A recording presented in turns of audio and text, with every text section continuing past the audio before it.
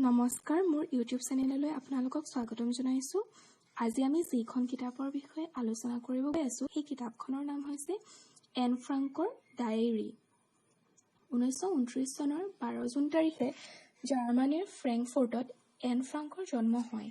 তেওঁৰ পিতৃৰ নাম আছিল অটো ফ্ৰাংক আৰু মাক এডিথ ফ্ৰাংক।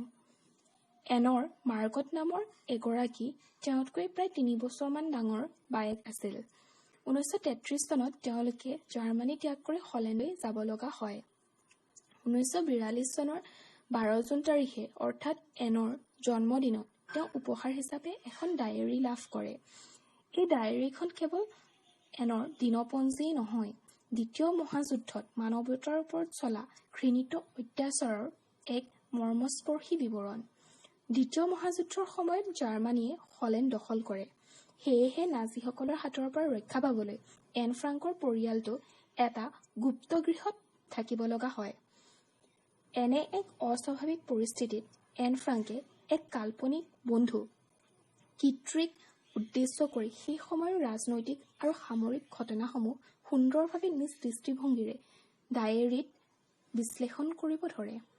ইয়াৰ উপৰিও এনে নিজৰ মনৰ সকলো আৱেগ অনুভূতিসমূহ এই ডায়েৰীখনত সুন্দৰকৈ প্ৰকাশ কৰিছে। এন ফ্ৰাংকৰ মন আছিল বিখ্যাত লেখিকা হোৱাৰ। তেওঁৰ ইচ্ছা পূৰণ হ'ল।